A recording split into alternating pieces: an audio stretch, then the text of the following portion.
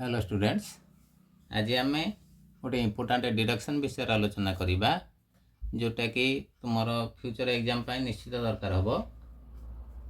से डिडक्शनटा उपाध्याय 3 उपर आधारित। उपाध्याय 3 कथन थिला गोटे त्रिभुजर एक कोणर समद्विखंडक सही कोणर सम्मुखीन बाहु को जो दुईटी रेखाखंड भाग करे सेमानंकर दैर्घ्यर अनुपात अनुरूप संलग्न बाहु द्वारा दैर्घ्यर अनुपात संगे समान। डिरेक्शनटा करने पूर्व पिला माने आगे टिके उपाध्याय 3 कथनटा को भल कि बुझा। उपाध्याय 3 कथन कौन थिला? से कहूँ गोटे त्रिभुज गोटे त्रिभुज करवा गोटे त्रिभुजर गोटे कोणर समद्विखंडक मनकर आम त्रिभुजर ना देले एबीसी। एबीसी त्रिभुजर ए कोणर समद्विखंडक ए कोणर समद्विखंडक ता सम्मुखीन बाहु है बीसी। बीसी को डी बिंदु रे छेद कला। जो डी बिंदु रे छेद कला सम्मुखीन बाहु बीसीटा कौ दुईटी रेखाखंड विभक्त है ना बीडी और डीसी। से कहूँ जे गोटे त्रिभुजर गोटे कोणर समद्विखंडक ता सम्मुखीन बाहु को जो दुईटी रेखाखंड विभक्त करे कौ दुईटा रेखाखंड विभक्त कला BD by DC is equal to अनुरूप संलग्न बाहु द्वारा अनुपात संगे समान। अर्थात बीडी रो अनुरूप संलग्न बाहु हो गला ए बी बाय डीसी रो अनुरूप संलग्न बाहु है ए सी। तेणु BD by DC is equal to A B by A C हम। यहाँ हूँ उपाध्याय 3 कथन। या कथनटा को लेकिन आम बर्तमान गोटे डिडक्शन करवा। जो क्वेश्चनटा अच्छी त्रिभुज ए बी सी रे बी ए सी रो समद्विखंडक बीसी को पी बिंदु रे छेद करे एवं ए बी सी रो समद्विखंडक ए पी को क्यू बिंदु रे छेद करे। प्रमाण करने जे A Q by Q P is equal to A B plus A C by B C. एटा गोटे इम्पोर्टाट क्वेश्चन इम्पोर्टाट डिडक्शन ताकू मन दे तुम जदि बुझीब भल लगे। ताले कथन कौन कहला आमर क्वेश्चनटा कौन कहला ना त्रिभुज ए बी सी आम गोटे त्रिभुज करवा। त्रिभुज ए बी सी रे बी ए सी ना दबा एटा ए बी सी बी ए सी कोणर समद्विखंडक ताने ए कोणटा ए कोण सह समान हम। बी ए सी कोणर समद्विखंडक बीसी को पी बिंदु रे छेद करुछि एवं ए बी सी कोणर समद्विखंडक एठू ए बी कोणर समद्विखंडक अर्थात ए कोण समान ए कोण से ए पी को क्यू बिंदु रे छेद करुछि। ताले हम प्रमाण कौन करवा ना A Q by Q P is equal to A B plus A C by B C. डिडक्शनटा प्रमाण करने पूर्व पिला तुम्हें समस्ते जानी आमर दत्त आउ कथन लिखा पड़ो। ताले यही जो क्वेश्चनटा है तादे तुम दत्त कौन रहा ना दत्त रहा। दत्तटा को पिला सब क्वेश्चन देखिकी लिख देछि त्रिभुज ए बी सी रे बी ए सी रो बी सी कोणर समद्विखंडक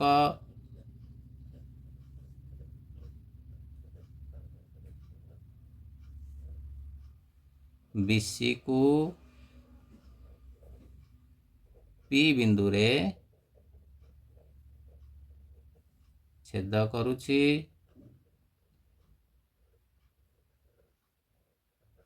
एवं ए बी सी कोणर समद्विखंडक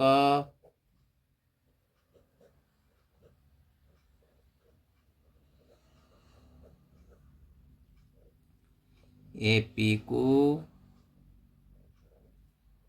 क्यू बिंदु रे छेद करुछि। आउ थोड़े देख पिला माने त्रिभुज ए बी सी रे ए कोणर समद्विखंडक बीसी को पी बिंदु रे छेद करुछि एवं ए बी सी बी कोणर समद्विखंडक ए पी को क्यू बिंदु रे छेद करुछि। एटा है दत्त। प्रमाण कौन करवा एटा है प्रामाण्य। प्रामाण्य है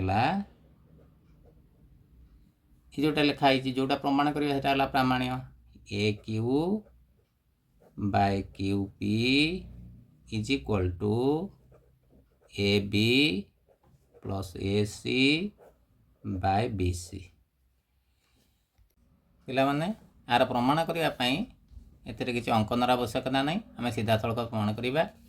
ताले प्रमाण आरंभ कौटू करवा ना बर्तमान देख त्रिभुज ए बी सी, त्रिभुज ए बी सी रे लिखा त्रिभुज ए बी सी रे ए कोणर समद्विखंडक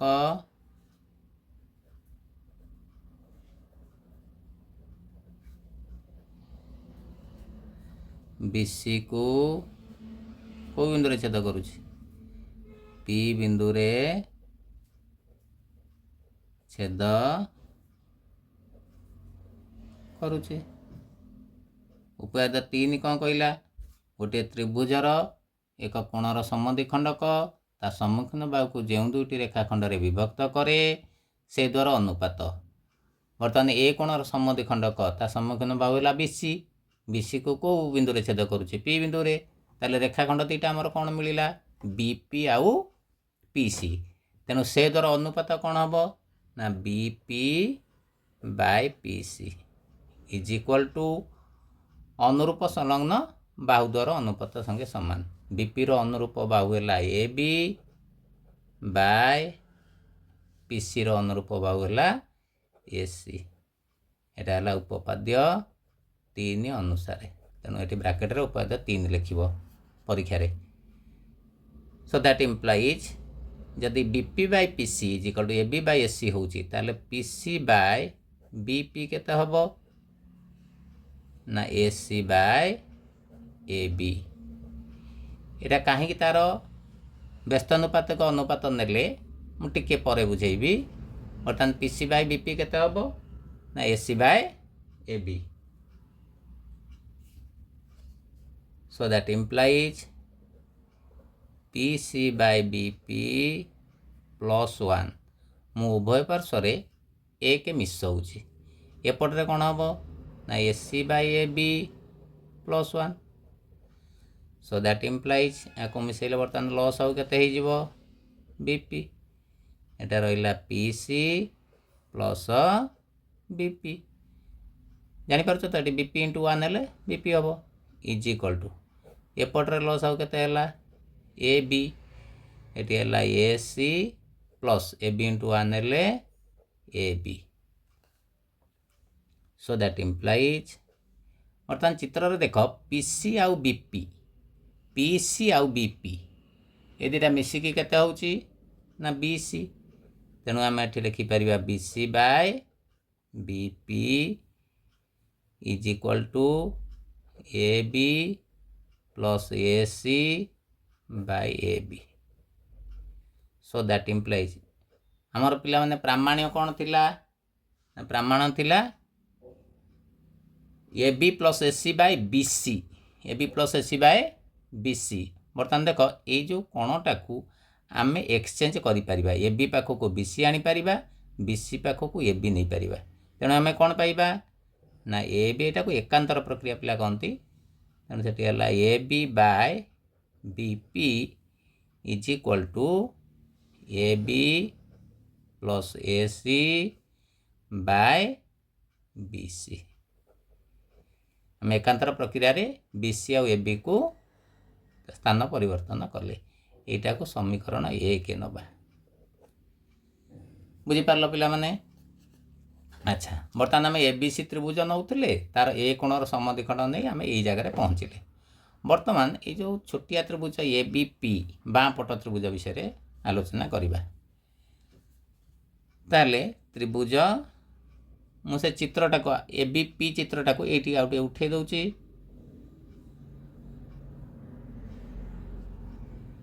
ए बी पी तार बी कोणर समद्विखंडक ए पी को कौ बिंदु छेद करुला ना क्यू बिंदु रे।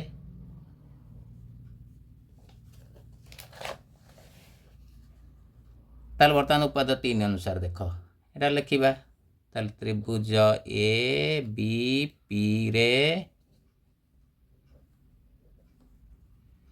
बी कोणर समद्विखंडक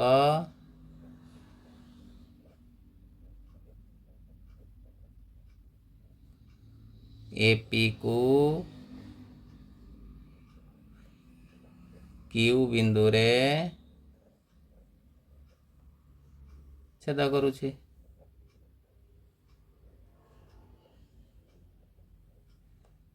ताले सम्मुखीन बाहु एपी टा को भाग रे विभक्त हला ना गोटा हला ए क्यू आ गोटा हला क्यू पी।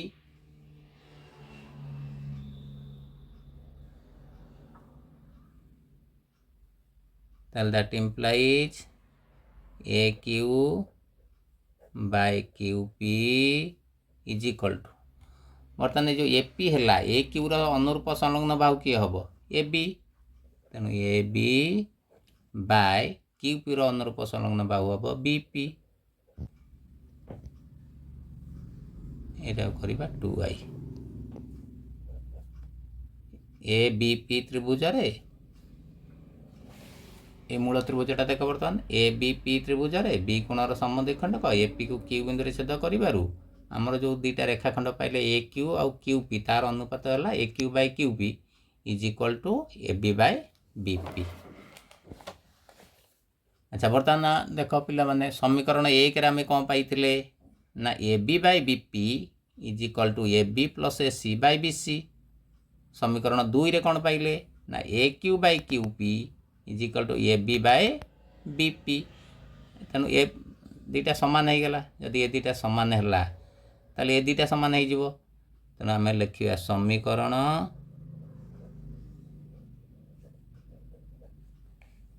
आई ओ टू आई रु आंबे पाइलु जे